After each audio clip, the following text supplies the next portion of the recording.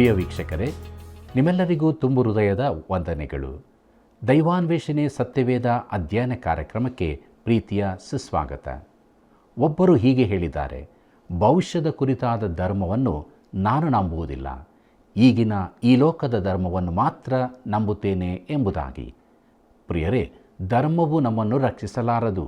ಈ ಗೂಢಾರ್ಥವನ್ನು ತಿಳಿದುಕೊಳ್ಳಬೇಕೇ? ಬನ್ನಿರಿ, ದೇವರ ವಾಕ್ಯಗಳ ಅಧ್ಯಯನದ ಮೂಲಕ ನಾವು ಅದನ್ನು ತಿಳಿದುಕೊಳ್ಳೋಣ.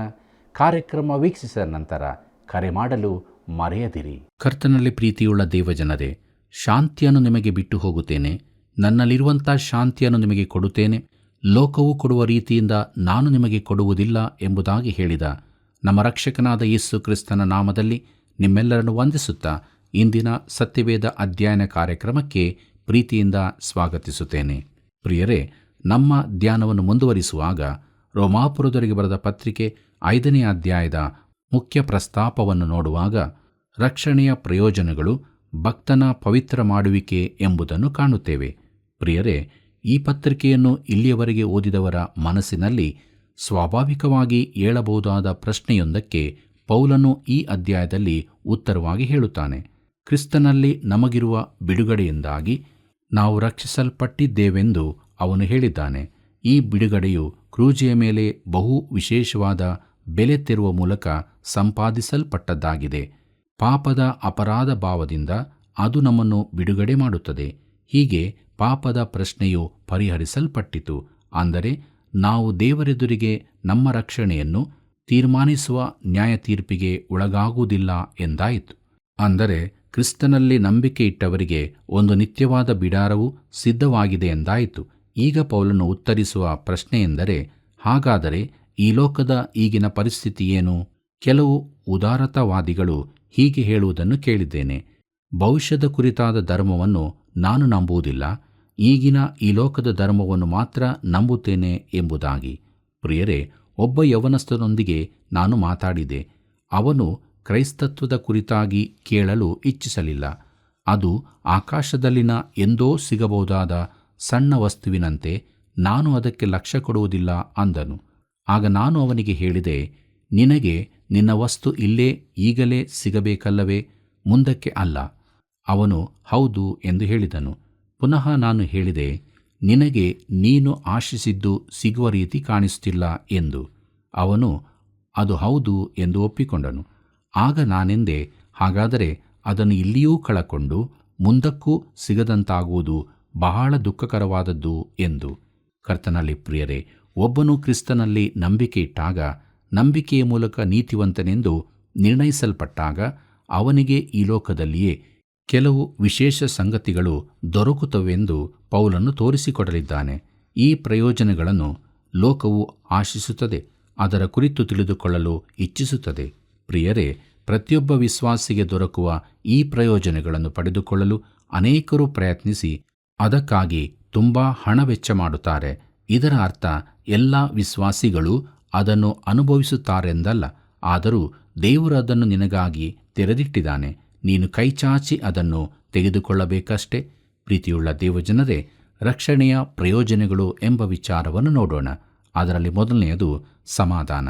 ರೋಮಾಪುರದವರಿಗೆ ಬರೆದ ಪತ್ರಿಕೆ 5ನೇ ಅಧ್ಯಾಯ 1ನೇ ವಚನ ಹೀಗೆ ಹೇಳುತ್ತದೆ, ಹೀಗಿರಲಾಗಿ ನಾವು ನಂಬಿಕೆಯಿಂದ ನೀತಿವಂತರಾದ ಕಾರಣ ನಮ್ಮ ಕರ್ತನಾದ ಯೇಸು ಕ್ರಿಸ್ತನ ಮೂಲಕ ದೇವರೊಂದಿಗೆ ಉಂಟಾದ ಸಮಾಧಾನದಲ್ಲಿ ಇರೋಣ ಎಂಬುದಾಗಿ. ಕರ್ತನಲ್ಲಿ ಪ್ರಿಯರೇ, ಹೀಗಿರಲಾಗಿ ನಂಬಿಕೆಯಿಂದ ನೀತಿವಂತರಾದ ಕಾರಣ ಎಂಬುದನ್ನು ನೋಡುವಾಗ ನಾವು ಕ್ರಿಸ್ತನನ್ನು ನಂಬಿದ ಆ ಕ್ಷಣದ ನಂಬಿಕೆಯ ಒಂದು ಕಾರ್ಯದ ಕುರಿತು ಹೇಳುತ್ತದೆ. ನಮ್ಮ ಕರ್ತನಾದ ಯೇಸು ಕ್ರಿಸ್ತನ ಮೂಲಕ ನಮಗೆ ದೇವರೊಂದಿಗೆ ಉಂಟಾದ ಸಮಾಧಾನ. ಪ್ರಿಯರೇ, ಸತ್ಯವೇದದಲ್ಲಿ ಅನೇಕ ವಿಧವಾದ ಸಮಾಧಾನಗಳು ಹೇಳಲ್ಪಟ್ಟಿವೆ. ಮೊದಲನೆಯದಾಗಿ ಜಾಗತಿಕವಾದ ಶಾಂತಿ. ವಿಶ್ವಸಂಸ್ಥೆಯು ಇದಕ್ಕಾಗಿ ಅನೇಕ ವಿಧವಾಗಿ ಪ್ರಯತ್ನಿಸುತ್ತಾ ಇದೆ. ಅವರ ಹಿಂದಿನ ಪ್ರಯತ್ನಗಳೆಲ್ಲ ವ್ಯರ್ಥವಾದವುಗಳು. ಈಗಲೂ ಯಾವ ಫಲಗಳೂ ಕಂಡುಬರುವುದಿಲ್ಲ. ಮಿತ್ರರೇ, ಮನುಷ್ಯರ ಹೃದಯಗಳಲ್ಲಿ ಪಾಪವು ಇರುವ ತನಕ ಲೋಕದಲ್ಲಿ ಸಮಾಧಾನ ಉಂಟಾಗಲಾರದು. ಶಾಂತಿಯ ರಾಜನು ಬರುವ ತನಕ ನಿಜವಾದ ಶಾಂತಿ ಸ್ಥಾಪಿತವಾಗಲಾರದು. ಕ್ರಿಸ್ತನು ಈ ಭೂಮಿಯ ಮೇಲೆ ಸಮಾಧಾನವನ್ನುಂಟು ಮಾಡುತ್ತಾನೆ. ಆದರೆ ಪೌಲನು ಇಲ್ಲಿ ಜಗತ್ತಿನ ಶಾಂತಿಯ ಕುರಿತಾಗಿ ಮಾತಾಡುತ್ತಿಲ್ಲ. ಇನ್ನೊಂದು ಸಮಾಧಾನವೆಂದರೆ ಆತ್ಮದಲ್ಲಿ ಸಮಾಧಾನ. ಯೇಸು ಯೋಹಾನ ಬರೆದ ಸುವಾರ್ತೆ 14ನೇ ಅಧ್ಯಾಯ 27ನೇ ವಚನದಲ್ಲಿ ತಿಳಿಸಿದ್ದಾನೆ. ದಯವಿಟ್ಟು ಅದನ್ನು ಓದಿಕೊಳ್ಳಬೇಕಾಗಿ ಕೇಳಿಕೊಳ್ಳುತ್ತೇನೆ. ಪ್ರಿಯರೇ, ಕ್ರಿಸ್ತನನ್ನು ನಂಬಿ ಆತನಲ್ಲಿ ನೆಲೆ ನಿಂತು ಆತನ ಚಿತ್ತವನ್ನು ಕೈಕೊಳ್ಳುವ ವಿಶ್ವಾಸಿಗಳಲ್ಲಿ ಈ ರೀತಿಯ ಶಾಂತಿ ನೆಲೆಸಿರುತ್ತದೆ. ನನ್ನಲ್ಲಿ ಈ ರೀತಿಯ ಸಮಾಧಾನ ಯಾವಾಗಲೂ ಇರಬೇಕೆಂದು ನಾನು ಹಾರೈಸುತ್ತೇನೆ. ಆದರೆ ಆ ರೀತಿ ಇರುವುದಿಲ್ಲ. ಈ ಸಮಾಧಾನವು ಪ್ರತಿಯೊಬ್ಬ ವಿಶ್ವಾಸಿಯಲ್ಲಿಯೂ ದೊರೆಯುವಂತಹದ್ದು. ನಾನು ಕೂಡ ಹೆಚ್ಚಿನ ವಿಶ್ವಾಸಿಗಳಂತೆ ಜೀವಿತದಲ್ಲಿ ಏರುಪೇರುಗಳಿರುವವನು. ಕೆಲವೊಮ್ಮೆ ಈ ಶಾಂತಿ ನನ್ನ ಹೃದಯದಲ್ಲಿ ತುಂಬಿ ಹೊರಸೂಸುತ್ತದೆ. ಅದು ಅದ್ಭುತವಾದದ್ದು. ಆದರೆ ಕೆಲವೊಮ್ಮೆ ಒತ್ತಡ, ಸಮಸ್ಯೆಗಳಿದ್ದು ಸೋತು ಹೋಗಿರುವಾಗ ಈ ಶಾಂತಿ ನನ್ನನ್ನು ಬಿಟ್ಟು ದೂರ ಹೋಗುತ್ತದೆ. ಆದರೆ ಪೌಲನು ಈ ವಿಧದ ವೈಯಕ್ತಿಕ ಶಾಂತಿಯ ಕುರಿತಾಗಿಯೂ ಹೇಳುತ್ತಿಲ್ಲ. ಪ್ರಿಯರೇ, ಇನ್ನೊಂದು ರೀತಿಯ ಶಾಂತಿಯ ಕುರಿತು ಪೌಲನು ಫಿಲಿಪ್ಪಿಯ ವಿಶ್ವಾಸಿಗಳಿಗೆ ಹೇಳಿದ್ದಾನೆ.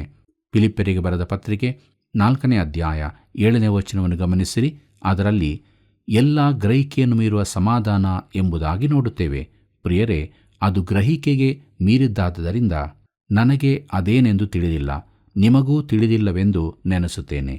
ಪೌಲನು ಮಾತಾಡುತ್ತಿರುವ ಸಮಾಧಾನವು ರಕ್ಷಣೆಯ ಮೊದಲ ಲಾಭವಾಗಿರುವಂತಹದ್ದು. ಕರ್ತನಾದ ಯೇಸುವಿನ ಮೂಲಕ ದೇವರೊಂದಿಗೆ ನಮಗಿರುವ ಸಮಾಧಾನ. ಕ್ರಿಸ್ತನನ್ನು ರಕ್ಷಕನನ್ನಾಗಿ ಸ್ವೀಕರಿಸಿ ದೇವರಿಗೆ ತನ್ನ ಮೇಲೆ ಯಾವ ದೂರೂ ಇಲ್ಲ, ನಾನೀಗ ಅಪರಾಧಿಯಲ್ಲ ಎಂಬುದಾಗಿ ತಿಳಿದ ಆತ್ಮಕ್ಕೆ ದೊರಕುವ ಸಮಾಧಾನ ಇದಾಗಿದೆ. ಪ್ರಿಯರೇ, ಮೊದಲು ತನಗೆ ವಿರೋಧವಾಗಿರಬೇಕಾಗಿದ್ದ ದೇವರು ಈಗ ತನ್ನ ಪರವಾಗಿದ್ದಾನೆಂದು ಅವನು ತಿಳಿದಿದ್ದಾನೆ. ತನಗೆ ಶಾಶ್ವತವಾದ ನಿತ್ಯವಾದ ರಕ್ಷಣೆ ಉಂಟೆಂದು ತಿಳಿದಿದ್ದಾನೆ. ಈ ಸಮಾಧಾನವು ಪಾಪವು ಕ್ಷಮಿಸಲ್ಪಟ್ಟಾಗ ಮತ್ತು ದೇವರಿಗೂ ನಿನಗೂ ನಡುವೆ ಎಲ್ಲವೂ ಸರಿಯಾಗಿರುವಾಗ ಬರುವಂತಹದ್ದು. ಯೇಸು ಕ್ರಿಸ್ತನ ರಕ್ತದ ಮೂಲಕ ನಮಗೆ ಸಮಾಧಾನ ಉಂಟಾಗಿದೆ ಎಂಬುದಾಗಿ ಪೌಲನು ತಿರುತಿರುಗಿ ಹೇಳುತ್ತಾನೆ. ಅಂದರೆ ದೇವರಿಗೂ ನಮ್ಮ ಆತ್ಮಕ್ಕೂ ನಡುವೆ ಎಲ್ಲವೂ ಸರಿಯಾಗಿದೆ ಎಂದರ್ಥ. ಇದು ಅದ್ಭುತವಾದ ಸಮಾಧಾನ. ಪ್ರಿಯ ಸ್ನೇಹಿತನೇ, ದೇವರು ನಿನ್ನೊಂದಿಗೆ ಸಂಧಾನವಾಗಿದ್ದಾನೆ. ಅದಕ್ಕಾಗಿ ನೀನೇನು ಮಾಡಬೇಕಾಗಿಲ್ಲ. ಅನೇಕರು ನೆನೆಸುವುದೇನೆಂದರೆ, ನಾವು ದೇವರೊಂದಿಗೆ ಒಂದಾಗಬೇಕಾದರೆ ತುಂಬ ಕಣ್ಣೀರು ಸುರಿಸಬೇಕು ಎಂದು. ಪ್ರಿಯರೇ, ದೇವರ ಹೃದಯವನ್ನು ಮೃದುಗೊಳಿಸಲು ನಿನ್ನ ಕಣ್ಣೀರಿನ ಅಗತ್ಯವಿಲ್ಲ. ನೀನು ಏನನ್ನೂ ಮಾಡಬೇಕಾಗಿರುವುದಿಲ್ಲ. ಕ್ರಿಸ್ತನ ಕ್ರೂಜೆಯಲ್ಲಿ ಸತ್ತದ್ದರಿಂದ ದೇವರು ನಿನ್ನೊಂದಿಗೆ ಸಂಧಾನವಾಗಿದ್ದಾನೆ. ಸುವಾರ್ತೆಯ ಸಂದೇಶವೇನೆಂದರೆ ದೇವರೊಂದಿಗೆ ಸಂಧಾನವಾಗಿರ್ರಿ ಎಂಬುದಾಗಿ. ಪ್ರಿಯರೇ, ಮುಂದಿನ ಹೆಜ್ಜೆ ನೀನು ಇಡಬೇಕು. ನೀನು ಆತನ ರಕ್ಷಣೆಯನ್ನು ಅಂಗೀಕರಿಸುವಾಗ ನಿನ್ನ ಪಾಪಗಳು ಕ್ಷಮಿಸಲ್ಪಟ್ಟಿವೆ ಎಂಬ ಸಮಾಧಾನ ನಿನಗಾಗುತ್ತದೆ. ಪ್ರಿಯರೇ, ರಕ್ಷಣೆಯ ಪ್ರಯೋಜನಗಳ 2ನೇ ವಿಚಾರವನ್ನು ನೋಡೋಣ. ಅದು ಪ್ರವೇಶ ಎಂಬುದಾಗಿದೆ. ರೋಮಾಪುರದವರಿಗೆ ಬರೆದ ಪತ್ರಿಕೆ 5ನೇ ಅಧ್ಯಾಯ 2ನೇ ವಚನವನ್ನು ಗಮನಿಸಿರಿ. ಅಲ್ಲಿ ಹೀಗೆ ಬರೆದದೆ, ನಾವು ಈಗ ನೆಲೆಗೊಂಡಿರುವ ದೇವರ ಕೃಪಾಶ್ರಯದಲ್ಲಿ ಆತನ ಮುಖಾಂತರವೇ ನಂಬಿಕೆಯಿಂದ ಪ್ರವೇಶವಾಯಿತು ಮತ್ತು ದೇವರ ಮಹಿಮೆಯನ್ನು ಹೊಂದುವೆವೆಂಬ ಭರವಸದಿಂದ ಉಲ್ಲಾಸವಾಗಿದ್ದೇವೆ ಎಂಬುದಾಗಿ. ಕರ್ತನಲ್ಲಿ ಪ್ರಿಯರೇ, ಪ್ರವೇಶ ಅಂದರೆ ನಮಗೆ ಪ್ರಾರ್ಥನೆಯಲ್ಲಿ ದೇವರ ಬಳಿಗೆ ಪ್ರವೇಶವಾಗಿದೆ ಎಂಬುದಾಗಿ. ನಿನ್ನ ಕುರಿತು ನಿನ್ನ ಸ್ನೇಹಿತರು, ಸಮಸ್ಯೆಗಳು, ಪ್ರಿಯರು ಈ ಎಲ್ಲ ವಿಚಾರವಾಗಿ ಯಾರೊಂದಿಗಾದರೂ ಮಾತನಾಡುವ ಅವಕಾಶವಿರುವುದು ಬಹಳ ಒಳ್ಳೆಯದೇ. ಇಂದು ದೇವರ ಮಕ್ಕಳಾಗಿ ನಮಗೆ ಪರಲೋಕದ ತಂದೆಯ ಬಳಿಗೆ ಪ್ರವೇಶ ಉಂಟಾಗಿ ನಮಗೆ ಆತನು ಕಿವಿಗೊಡುತ್ತಾನೆ, ನಮ್ಮ ಪ್ರಾರ್ಥನೆಗಳಿಗೆ ಉತ್ತರ ಕೊಡುತ್ತಾನೆ. ಆದರೆ ನಮಗೆ ಬೇಕಾದ ರೀತಿಯಲ್ಲಿ ಆತನು ಉತ್ತರ ಕೊಡುತ್ತಾನೆಂತಲ್ಲ. ನಮ್ಮ ಮಾತನ್ನು ಯಾವಾಗಲೂ ಆತನು ಕೇಳುವವನಾಗಿದ್ದಾನೆ. ಕೆಲವೊಮ್ಮೆ ನಮ್ಮ ಒಳ್ಳೆಯದಕ್ಕಾಗಿ ಇಲ್ಲ ಎಂಬ ಉತ್ತರ ಕೊಡಬಹುದು. ಆತನು ನಮ್ಮ ಚಿತ್ತಾನುಸಾರ ಉತ್ತರಿಸದೆ ತನ್ನ ಜ್ಞಾನಕ್ಕನುಸಾರವಾಗಿ ಉತ್ತರಿಸುತ್ತಾನೆ.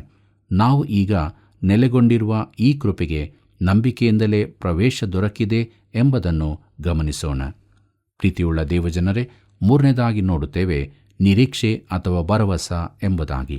ಪ್ರಿಯರೇ, ದೇವರ ಮಹಿಮೆಯನ್ನು ಹೊಂದುವೆವೆಂಬ ಭರವಸದಿಂದ ಉಲ್ಲಾಸವಾಗಿದ್ದೇವೆ ಎಂಬುದಾಗಿ ನೋಡುವಾಗ ಇದು 3ನೆಯ ಲಾಭವಾಗಿದೆ.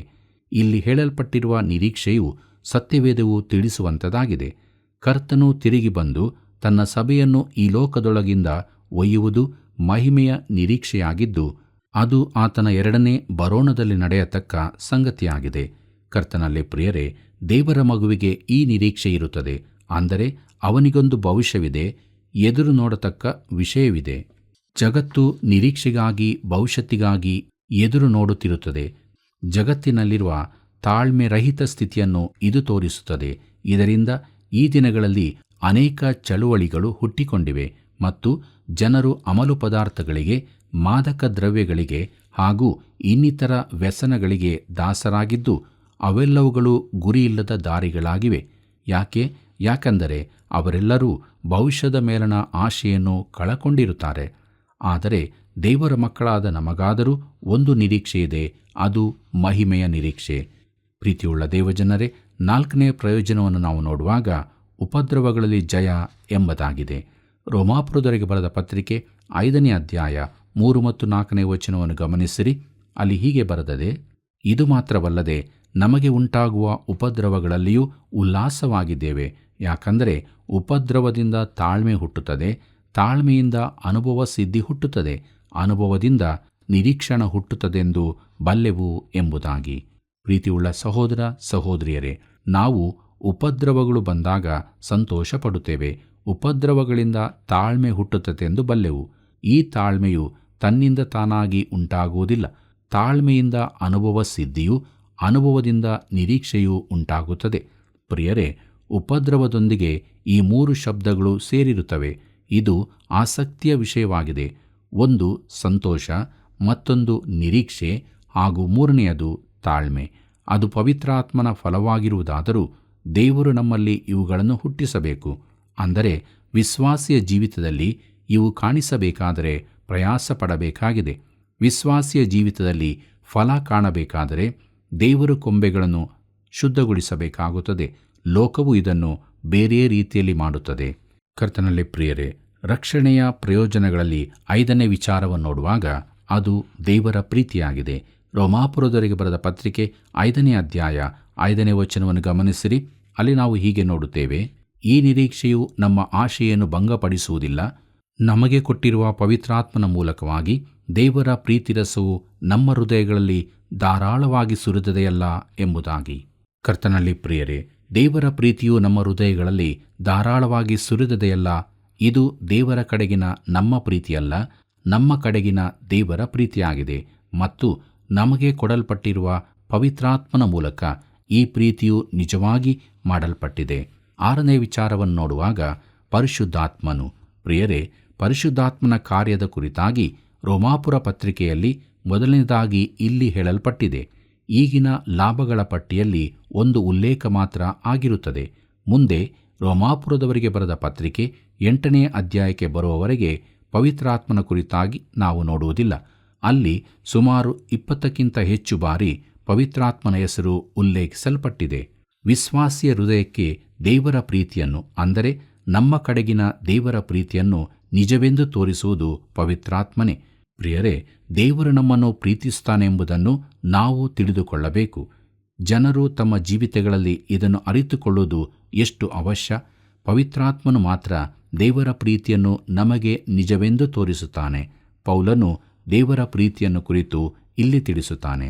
ಪ್ರೀತಿಯುಳ್ಳ ದೇವಜನರೇ, ರೋಮಾಪುರದವರಿಗೆ ಬರೆದ ಪತ್ರಿಕೆ 5ನೇ ಅಧ್ಯಾಯ 6ನೇ ವಚನ ಹೀಗೆ ಹೇಳುತ್ತದೆ, ನಾವು ಅಶಕ್ತರಾಗಿದ್ದಾಗಲೇ ಕ್ರಿಸ್ತನು ನೇಮಿತ ಕಾಲದಲ್ಲಿ ಭಕ್ತಿಹೀನರಿಗೋಸ್ಕರ ಪ್ರಾಣಕೊಟ್ಟನು ಎಂಬುದಾಗಿ.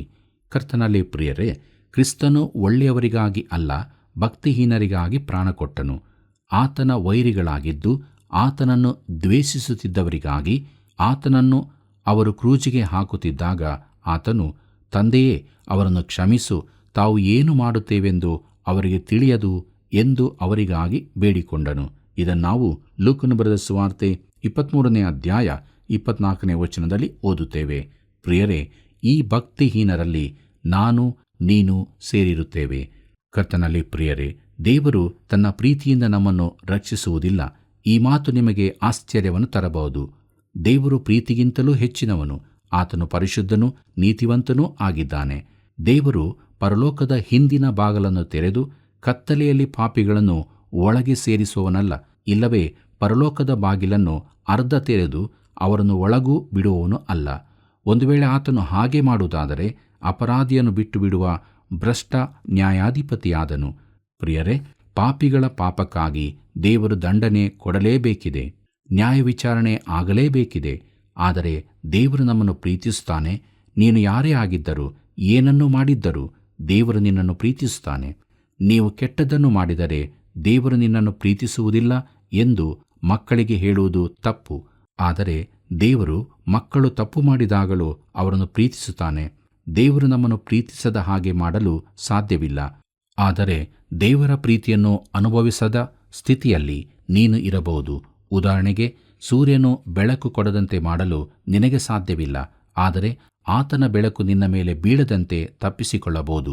ಒಂದು ಪಾಪವೆಂಬ ಕೊಡೆ, ಅಲಕ್ಷ್ಯವೆಂಬ ಕೊಡೆ, ದೇವರ ಚಿತ್ತಕ್ಕೆ ವಿರೋಧವಾಗಿ ನಡೆಯುವ ಕೊಡೆಯನ್ನು ಅಡ್ಡ ಹಿಡಿದು ದೇವರ ಪ್ರೀತಿಯಿಂದ ತಪ್ಪಿಸಿಕೊಳ್ಳಬಹುದು. ಇವೆಲ್ಲವೂ ದೇವರ ಪ್ರೀತಿಯನ್ನು ನೀನು ಅನುಭವಿಸದಂತೆ ತಡೆಯಬಹುದಾದರೂ ಆತನು ಇನ್ನೂ ನಿನ್ನನ್ನು ಪ್ರೀತಿಸುತ್ತಲೇ ಇರುತ್ತಾನೆ. ಕರ್ತನಲ್ಲಿ ಪ್ರೀತಿಯುಳ್ಳ ಪ್ರಿಯ ಸ್ನೇಹಿತನೇ, ದೇವರು ನಿನ್ನ ಕಡೆಗಿನ ತನ್ನ ಪ್ರೀತಿಯನ್ನು ತನ್ನ ಮಗನಾದ ಯೇಸುವನ್ನು ಸಾಯುವುದಕ್ಕೆ ಒಪ್ಪಿಸುವುದರಲ್ಲಿ ತೋರಿಸಿದ್ದಾನೆ. ಆತನು ನಿನ್ನ ಪಾಪದ ಸಾಲವನ್ನು ತೀರಿಸಿದನು. ಈಗ ನೀನು ದೇವರು ಇಚ್ಛಿಸುವ ಮಾರ್ಗದಲ್ಲಿ ಬರುವುದಾದರೆ ಪರಿಶುದ್ಧನಾದ ದೇವರು ನಿನ್ನನ್ನು ರಕ್ಷಿಸಬಲ್ಲನು. ಆದರೆ ಆತನು ಮಾಡಿದ ಮಾರ್ಗದಲ್ಲಿ ಬರಬೇಕು. ನಾವು ನಮ್ಮ ರೀತಿಯಲ್ಲಿ ಬಂದರೆ ಆಗುತ್ತದೆಂದು ತಪ್ಪು ಕಲ್ಪನೆ ಈ ದಿನಗಳಲ್ಲಿ ಅನೇಕರಲ್ಲಿ ಇರುತ್ತದೆ. ಪ್ರಿಯ ಸ್ನೇಹಿತನೇ, ಈ ಲೋಕವು ನಿನ್ನದಲ್ಲ, ದೇವರದ್ದು. ಆದ್ದರಿಂದ ಅದರ ನಿಯಮಗಳನ್ನು ನೀನು ರೂಪಿಸುವುದಕ್ಕಾಗುವುದಿಲ್ಲ. ಆತನು ನಿಯಮಗಳನ್ನು ಮಾಡುತ್ತಾನೆ ಮತ್ತು ಕ್ರಿಸ್ತನ ಮೂಲಕ ಹೊರತು ಆತನ ಬಳಿಗೆ ಬೇರಾವ ರೀತಿಯಿಂದಲೂ ಬರಲು ಸಾಧ್ಯವಿಲ್ಲವೆಂದು ಆತನು ಹೇಳಿದ್ದಾನೆ. ಕರ್ತನಲ್ಲಿ ಪ್ರಿಯರೇ, ರೋಮಾಪುರದಕ್ಕೆ ಬರೆದ ಪತ್ರಿಕೆ 5ನೇ ಅಧ್ಯಾಯ 7ನೇ ವಚನವನ್ನು ಗಮನಿಸಿರಿ. ಅಲ್ಲಿ ನಾವು ಹೀಗೆ ನೋಡುತ್ತೇವೆ: ನೀತಿವಂತನಿಗೋಸ್ಕರ ಯಾರಾದರೂ ಪ್ರಾಣ ಕೊಡುವುದು ಅಪರೂಪ, ಉಪಕಾರಿಗೋಸ್ಕರ ಪ್ರಾಣ ಕೊಡುವುದಕ್ಕೆ ಯಾವನಾದರೂ ಧೈರ್ಯ ಮಾಡಿದರೂ ಮಾಡಾನು ಎಂಬುದಾಗಿ. ಕರ್ತನಲ್ಲಿ ಪ್ರಿಯರೇ, ನಿನಗಾಗಿ ಪ್ರಾಣ ಕೊಡುವುದಕ್ಕೆ ಯಾರಾದರೂ ಸಿದ್ಧರಾಗಿದ್ದಾರೋ ಇಂತಹ ಯಾರನ್ನಾದರೂ ನೀನು ತೋರಿಸಬಹುದೋ? ಆದರೆ ಆ ರೀತಿ ಒಬ್ಬನೇ ಇದ್ದಾನೆ, ಅದು ದೇವರು ತಾನೆ. ದೇವರು ನಿನಗಾಗಿ ಸಾಯುವುದಕ್ಕಾಗಿ ತನ್ನ ಮಗನನ್ನು ಕಳಿಸುವಷ್ಟರ ಮಟ್ಟಿಗೆ ನಿನ್ನನ್ನು ಪ್ರೀತಿ ಮಾಡಿದ್ದಾನೆ. ರೋಮಾಪುರದವರಿಗೆ ಬರೆದ ಪತ್ರಿಕೆ 5ನೇ ಅಧ್ಯಾಯ 8ನೇ ವಚನವನ್ನು ಗಮನಿಸಿರಿ. ಅಲ್ಲಿ ನಾವು ಹೀಗೆ ನೋಡುತ್ತೇವೆ: ಆದರೆ ನಾವು ಪಾಪಿಗಳಾಗಿದ್ದಾಗಲೂ ಕ್ರಿಸ್ತನು ನಮಗೋಸ್ಕರ ಪ್ರಾಣ ಕೊಟ್ಟದರಲ್ಲಿ ದೇವರು ನಮ್ಮ ಮೇಲೆ ತನಗಿರುವ ಪ್ರೀತಿಯನ್ನು ಸಿದ್ಧಾಂತಪಡಿಸಿದ್ದಾನೆ ಎಂಬುದಾಗಿ. ಪ್ರೀತಿಯುಳ್ಳ ದೇವಜನರೇ, ದೇವರು ನನಗಾಗಿ ನಿನಗಾಗಿ ಪ್ರಾಣ ಕೊಟ್ಟನು. ಇದರಲ್ಲಿ ದೇವರು ತನ್ನ ಪ್ರೀತಿಯನ್ನು ಪ್ರಕಟಿಸಿದ್ದಾನೆ. ಮತ್ತು ದೇವರು ಪ್ರೀತಿಯಿಂದ ನಮ್ಮನ್ನು ರಕ್ಷಿಸುವುದಲ್ಲ, ಆತನು ಕೃಪೆಯಿಂದ ನಮ್ಮನ್ನು ರಕ್ಷಿಸುತ್ತಾನೆ. ಯಾಕಂದರೆ ಪಾಪದ ಹೊರೆಯು ಕ್ರಿಸ್ತನ ಮರಣದ ಮೂಲಕ ತೆಗೆದುಹಾಕಲ್ಪಟ್ಟಿದೆ ಮತ್ತು ಆತನು ತನ್ನ ಕೈಗಳನ್ನು ಚಾಚಿ ನಿನ್ನನ್ನು ನನ್ನನ್ನು ರಕ್ಷಿಸುವಾತನಾಗಿದ್ದಾನೆ. ಮುಂದಕ್ಕೆ ನಾವು ನೋಡೋಣ. 7ನೇ ಲಾಭ, ಅದು ಕೋಪಕ್ಕೆ ತಪ್ಪಿಸಿಕೊಳ್ಳುವುದು ಎಂಬುದಾಗಿದೆ. ರೋಮಾಪುರದವರಿಗೆ ಬರೆದ ಪತ್ರಿಕೆ 5ನೇ ಅಧ್ಯಾಯ 9ನೇ ವಚನವನ್ನು ಗಮನಿಸಿರಿ. ಅಲ್ಲಿ ನಾವು ಹೀಗೆ ನೋಡುತ್ತೇವೆ: ಈಗ ನಾವು ಆತನ ರಕ್ತದಿಂದ ನೀತಿವಂತರಾಗಿರಲಾಗಿ ಆತನ ಮೂಲಕ ಬರುವ ಕೋಪಕ್ಕೆ ತಪ್ಪಿಸಿಕೊಳ್ಳುವುದು ಮತ್ತು ನಿಶ್ಚಯವಲ್ಲವೇ ಎಂಬುದಾಗಿ. ಪ್ರೀತಿಯುಳ್ಳ ದೇವಜನರೇ, ಇಲ್ಲಿ ಕೋಪ ಎಂದರೆ ಪ್ರವಾದಿಗಳು ನುಡಿದ ವಿಚಾರವೇ ಆಗಿರುತ್ತದೆ. ಇದು ಕರ್ತನಾದ ಯೇಸು ಮಹಾಸಂಕಟ ಕಾಲವೆಂದು ಕರೆದ ಸಮಯ. ನಾವು ರೌದ್ರದಿಂದ ತಪ್ಪಿಸಲ್ಪಡುತ್ತೇವೆಂದು ಪೌಲನು ಹೇಳುತ್ತಾನೆ. ನಾವು ಪಾಪದ ಶಿಕ್ಷೆಯಿಂದ ರಕ್ಷಿಸಲ್ಪಟ್ಟಿದ್ದೇವೆ. ಈಗ ದೇವರು ನಮ್ಮನ್ನು ಸತತವಾಗಿ ಪಾಪದ ಅಧಿಕಾರದಿಂದ ರಕ್ಷಿಸುತ್ತಾ ಇದ್ದಾನೆ ಮತ್ತು ಮುಂದಕ್ಕೆ ಆತನು ನಮ್ಮನ್ನು ಪಾಪದ ಇರುವಿಕೆಯಿಂದಲೇ ರಕ್ಷಿಸಲಿದ್ದಾನೆ. ಇದರ ಅರ್ಥ, ಪ್ರತಿಯೊಬ್ಬ ವಿಶ್ವಾಸಿಯು ಮೇಲಕ್ಕೆತ್ತುವ ಸಮಯದಲ್ಲಿ ಈ ಲೋಕವನ್ನು ಬಿಟ್ಟು ಹೋಗಬೇಕಾಗುತ್ತದೆ. ನಾವು ಯೋಗ್ಯತೆ ಉಳ್ಳವರಾದ್ದರಿಂದ ಆ ರೌದ್ರದ ದಿನವನ್ನು ತಪ್ಪಿಸಿಕೊಳ್ಳುವುದಲ್ಲ, ಆದರೆ ದೇವರ ಕೃಪೆಯಿಂದ ನಾವು ರಕ್ಷಿಸಲ್ಪಟ್ಟಿರುವುದರಿಂದ ಎಂಬುದಾಗಿ. ಕರ್ತನಲ್ಲಿ ಪ್ರಿಯರೇ, ರಕ್ಷಣೆಯ ಲಾಭದ ಕೊನೆಯ ವಿಚಾರವೇ, ಅಂದರೆ 8ನೇ ವಿಚಾರ, ಹರ್ಷ ಎಂಬುದಾಗಿ. ರೋಮಾಪುರದವರಿಗೆ ಬರೆದ ಪತ್ರಿಕೆ 5ನೇ ಅಧ್ಯಾಯ 10 ಮತ್ತು 11ನೇ ವಚನವನ್ನು ಗಮನಿಸಿರಿ. ಅಲ್ಲಿ ನಾವು ಹೀಗೆ ನೋಡುತ್ತೇವೆ: ದೇವರಿಗೆ ವೈರಿಗಳಾಗಿದ್ದ ನಾವು ಆತನ ಮಗನ ಮರಣದ ಮೂಲಕ ಆತನೊಂದಿಗೆ ಸಮಾಧಾನವಾಗಿರಲಾಗಿ ಆತನ ಕೂಡ ಸಮಾಧಾನವಾದ ನಮಗೆ ಆ ಮಗನಿಗಿರುವ ಜೀವದಿಂದ ರಕ್ಷಣೆಯಾಗುವುದು ಮತ್ತು ನಿಶ್ಚಯವಲ್ಲವೇ? ಇಷ್ಟು ಮಾತ್ರವೇ ಅಲ್ಲದೆ ನಾವು ನಮ್ಮ ಕರ್ತನಾದ ಯೇಸು ಕ್ರಿಸ್ತನ ಮೂಲಕ ಸಮಾಧಾನ ಸ್ಥಿತಿ ಹೊಂದಿದವರಾಗಿ ಆತನ ಮುಖಾಂತರ ದೇವರಲ್ಲಿ ಹರ್ಷಗೊಳ್ಳುತ್ತೇವೆ ಎಂಬುದಾಗಿ. ಪ್ರಿಯರೇ, 8ನೇ ರಕ್ಷಣೆಯ ಪ್ರಯೋಜನ ನೋಡುವಾಗ ಹರ್ಷ ಎಂಬುದಾಗಿದೆ. ಕರ್ತನಲ್ಲಿ ಪ್ರಿಯರೇ, ಆತನು ನಮ್ಮನ್ನು ರಕ್ಷಿಸುವುದಕ್ಕಾಗಿ ಈ ಲೋಕದಲ್ಲಿ ಸತ್ತನು, ನಮ್ಮನ್ನು ರಕ್ಷಣೆಯಲ್ಲಿ ಇರಿಸುವುದಕ್ಕಾಗಿ ಅಲ್ಲಿ ಜೀವಿಸುತ್ತಾ ಇದ್ದಾನೆ. ನಾವು ದೇವರಲ್ಲಿ ಹರ್ಷಗೊಳ್ಳುತ್ತೇವೆ ಎಂಬುದಾಗಿ ನೋಡುವಾಗ ಸತ್ಯವೇದದಲ್ಲಿನ ಅತೀ ಅದ್ಭುತವಾದ ವಾಕ್ಯ ಇದಾಗಿದೆ ಎಂದು ನಾನು ನಂಬುತ್ತೇನೆ. ಇದರ ಅರ್ಥ, ನೀನು ಎಲ್ಲೇ ಇದ್ದರೂ, ನಿನ್ನ ಸಮಸ್ಯೆ ಏನೇ ಇದ್ದರೂ ನೀನು ದೇವರಲ್ಲಿ ಹರ್ಷಗೊಳ್ಳಬಹುದು ಎಂದು. ಪ್ರಿಯರೇ, ಈ ಮೇಲಿನವು ರಕ್ಷಣೆಯಿಂದಾಗುವ 8 ಲಾಭಗಳು. ಇದಕ್ಕಾಗಿ ನಾವು ಕರ್ತನನ್ನು ಸ್ತುತಿಸೋಣವೇ? ಕರ್ತನಲ್ಲಿ ಪ್ರೀತಿಯುಳ್ಳ ದೇವಜನರೇ, ನಮ್ಮ ಧ್ಯಾನವನ್ನು ಮುಗಿಸುವಾಗ ಇದನ್ನು ನಾವು ಆಲೋಚಿಸಿಕೊಳ್ಳೋಣವೇ? ಹರ್ಷ ಹೃದಯವೇ ಒಳ್ಳೆಯ ಔಷಧ ಎಂಬುದಾಗಿ ದೇವರ ವಾಕ್ಯ ಹೇಳುತ್ತದೆ. ನಾವು ಹೇಗೆ ಇರುವೆವು? ಪ್ರಿಯರೇ, ನಮ್ಮ ಜೀವಿತದಲ್ಲಿ ಸಮಾಧಾನ, ಶಾಂತಿ ಇಲ್ಲದ ಜೀವಿತವಾಗಿರುವುದಾದರೆ ಇಂದೇ ನಮ್ಮನ್ನು ಯೇಸು ಕ್ರಿಸ್ತನ ಕೈಗೆ ಒಪ್ಪಿಸಿಕೊಡೋಣವೇ? ಆತನಿಂದ ಶಾಂತಿಯನ್ನು, ಸಮಾಧಾನವನ್ನು, ಹರ್ಷ ಹೃದಯವನ್ನು ಹೊಂದಿದವರಾಗಿ ನಮ್ಮ ಜೀವಿತದಲ್ಲಿ ಆತನನ್ನು ಪ್ರೀತಿಸುತ್ತಾ ನಂಬಿಕೆಯಿಂದ ಮುಂದೆ ಸಾಗೋಣ. ಹೀಗಾಗುವಂತೆ ದೇವರು ತಾನೇ ತನ್ನ ಆತ್ಮನ ಸಹಾಯವನ್ನು ಕೊಟ್ಟು ನಮ್ಮನ್ನು ಕೈ ಹಿಡಿದು ನಡೆಸಲಿ. ಆತನ ಪರಿಶುದ್ಧವುಳ್ಳ ನಾಮಕ್ಕೆ ಅನಂತ ಸ್ತೋತ್ರವಾಗಲಿ. ಕರ್ತನ ಕೃಪೆಯು ಸದಾ ನಿಮ್ಮ ಸಂಗಡ ಇರಲಿ. ಪ್ರಿಯರೇ, ಧರ್ಮವು ನಮ್ಮನ್ನು ರಕ್ಷಿಸಲಾರದು, ಕ್ರಿಸ್ತನಿಂದ ಮಾತ್ರ ರಕ್ಷಣೆ. ಆ ರಕ್ಷಣೆಯಿಂದ ನಮಗೆ ಸಿಗುವ ಪ್ರಯೋಜನಗಳನ್ನು ಕ್ರಮಬದ್ಧವಾಗಿ ನಾವು ಅರಿತುಕೊಂಡೆವು. ನಾವು ಕಲಿತ ಎಲ್ಲ ರಕ್ಷಣೆಯ ಪ್ರಯೋಜನಗಳು ನಮ್ಮಲ್ಲಿರುವಾಗ ಹರ್ಷ ಹೃದಯವುಳ್ಳವರಾಗಿ ನಾವು ಜೀವಿಸುತ್ತೇವೆ. ನಮ್ಮ ಜೀವಿತದಲ್ಲಿ ಇತರರಿಗೂ ಪ್ರಯೋಜನವಾಗುತ್ತದೆ. ಪ್ರಾರ್ಥನೆ ಮಾಡೋಣ. ಪ್ರೀತಿ ಸ್ವರೂಪನಾದ ದೇವರೇ, ನಿನ್ನಲ್ಲಿ ನಿಜವಾದ ಸಮಾಧಾನವಿದೆ. ನಮ್ಮ ಹೃದಯ ಯಾವಾಗಲೂ ಹರ್ಷಗೊಳ್ಳಬೇಕಾದರೆ ನಿನ್ನ ವಾಕ್ಯಗಳು ನಮ್ಮಲ್ಲಿ ಸಮೃದ್ಧಿಯಾಗಿ ವಾಸ ಮಾಡಬೇಕು ಎಂಬುದಾಗಿ ನೀನು ತಿಳಿಸಿದ್ದಿ ಸ್ವಾಮಿ. ಹರ್ಷ ಹೃದಯವನ್ನು ನಮ್ಮೆಲ್ಲರಿಗೆ ದಯಪಾಲಿಸಿಕೊಡು. ತಂದೆಯಾದ ದೇವರೇ, ನಮ್ಮ ವೀಕ್ಷಕ ಬಾಂಧವರಲ್ಲಿ ಯಾರಾದರೂ ನಾನಾ ರೀತಿಯ ಬಂಧನದಲ್ಲಿ ಇರುವುದಾದರೆ ಆ ಬಂಧನಗಳಿಂದ ಅವರಿಗೆ ಇವತ್ತು ಬಿಡುಗಡೆಯನ್ನು ಕೊಡು. ಪ್ರತಿಯೊಬ್ಬರ ಜೀವಿತದಲ್ಲಿ, ಕುಟುಂಬದಲ್ಲಿ ನಿನ್ನ ಸಮಾಧಾನವನ್ನು ನೆಲೆಗೊಳಿಸು. ಮನೆಯಲ್ಲಿ ನಿನ್ನ ಹರ್ಷವಿರಲಿ ಸ್ವಾಮಿ. ನಿನ್ನ ಮೇಲೆ ವಿಶ್ವಾಸವಿಟ್ಟು ಜೀವಿಸುವಾಗ ನಿನ್ನಲ್ಲಿ ಅವರು ಧನ್ಯರಾಗುವಂತೆ ಮಾಡು. ಯೇಸುವಿನ ನಾಮದಲ್ಲಿ ಬೇಡಿದ್ದೇವೆ ತಂದೆಯೇ, ಆಮೆನ್. ಪ್ರಿಯರೇ, ನಿಮ್ಮಲ್ಲಿ ದೈವಿಕ ಸಮಾಧಾನವಿರುವುದಾದರೆ ಅದನ್ನು ಇತರರಿಗೆ ತಿಳಿಯಪಡಿಸಿರಿ. ಈ ಕಾರ್ಯಕ್ರಮದ ಅಭಿವೃದ್ಧಿಗಾಗಿ ಹಿಂದೆ ಮಿಸ್ ಕಾಲ್ ನೀಡಿರಿ. ದೇವರು ನಿಮ್ಮನ್ನು ತನ್ನ ಕೃಪೆಯಿಂದ ನಡೆಸಲಿ.